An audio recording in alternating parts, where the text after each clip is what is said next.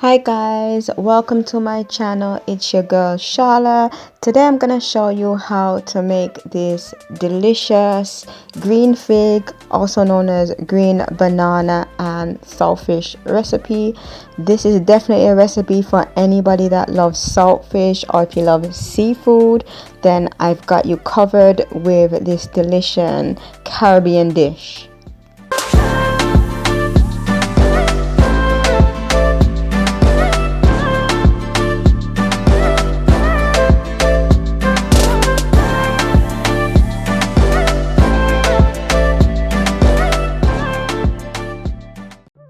So these are the ingredients that you need to make the recipe. I have some green fig here, also known as green banana, and throughout this video you're going to notice that I will refer to them as green fig or green banana because this dish is actually one that is St. Lucia's national dish. Though I'm not from St. Lucia, I do know this recipe as well, but it's not my national dish.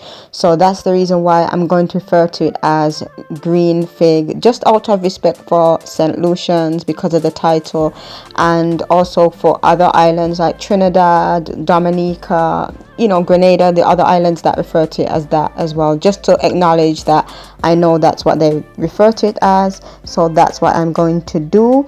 I have some saltfish here. I always use my homemade version of saltfish. If you've been following my culinary journey, you'll know that I always do my own saltfish from scratch. I have some hot sauce, some onion and garlic, chopped tomato paste, some dry thyme, parsley, and some bell peppers. So I'm going to start by preparing the green fig, also known as green banana. So I already have some water that I have boiling away from the video, and I'm just going to partially cut the end and the top of the green fig, and I'm just going to score that down lengthways, and I'm going to do that with each of the green banana that I have. And this is just an easier way when you're boiling it to remove the outer skin. Some people say this is a lazy way of boiling green banana, but I really don't care what other people think of this method. I grew up like most Caribbean people, removing the skin from green banana, but now when I'm boiling green banana by itself, I tend to leave the skin on, and I actually leave the tip as well, because it's much easier when it cools down to remove it. So I do recommend doing this method. If you're somebody that grew up peeling the green banana and you want to continue doing that, then you can go ahead and do that instead.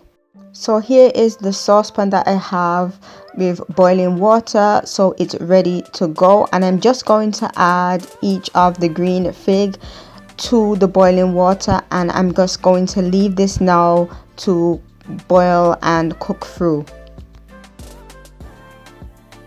So this is what the green fig looks like now that I've allowed it to cook through. As you can see, the color of the skin has changed, and I'm just going to test it with a fork just to determine its readiness. The fork should be able to go through the skin with ease, and it will be tender on the inside, and once it's tenderized, that's when we know that it's cooked. So I let the green fig cool down after I drained it off, and this is what it looks like now. And I'm just going to remove the outer peel, and I'm going to use the parts that I scored at the beginning to remove it. Can you see how easy it is to just remove it now? And I'm just going to remove all of the peel and any excess bits as well that I find along the way, and I'm just going to do that to each of the green banana and put it to a side.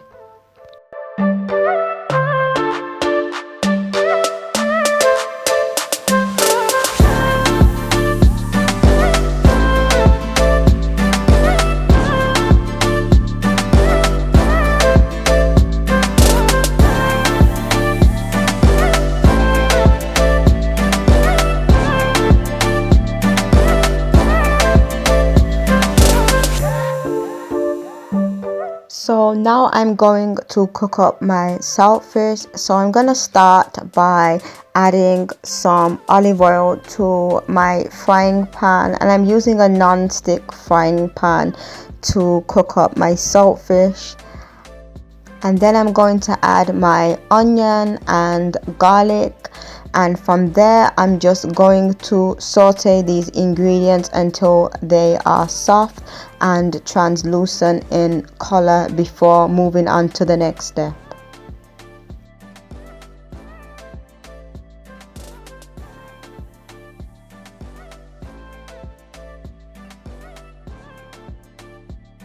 So now that the onions have cooked through, it's time to add my bell peppers to the pan, and you can use any colored bell peppers that you want to, but I'm using yellow and orange because those were the bell peppers that I had to hand at the time when I was making the video.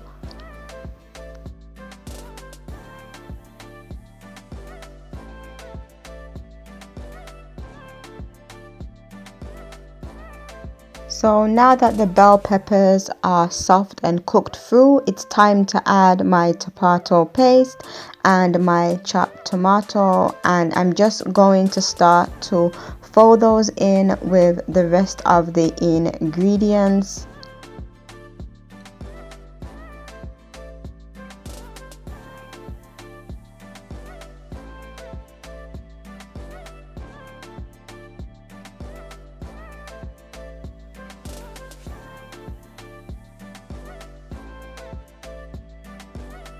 So now I'm going to add my saltfish to my frying pan, and this is my homemade version of saltfish that I'm constantly talking about.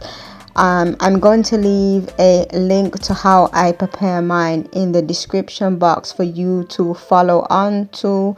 And I'm just going to cook up my saltfish now by just folding it in with the other ingredients and just, moving in a back and forth motion and stirring it in so it's nicely combined with the rest of the ingredients.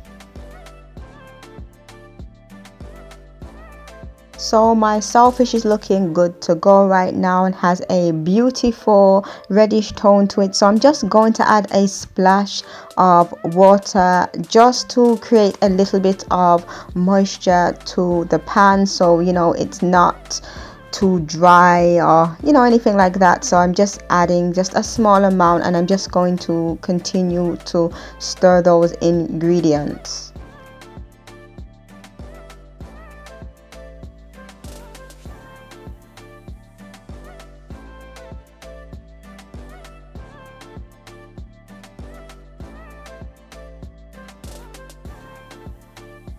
So now it's time to add the seasoning. So I'm adding my dried thyme, and I'm also going to add my parsley, and I did add some black pepper, but it's not shown on camera, and I added it at the very end once I finished filming. I didn't realize that I didn't show that, but hey, that happens, it's life. And I'm just going to quickly fold that in to the saltfish, my hot sauce, just to give it a slight kick. You don't have to add hot sauce if you don't want to, but this gives it a nice kick. I didn't add too much hot sauce because I sometimes like my saltfish to just have more of a seasoned taste than a hot taste. So this is quite mild in taste, but do what works for you, and just work with that really, in terms of your preference.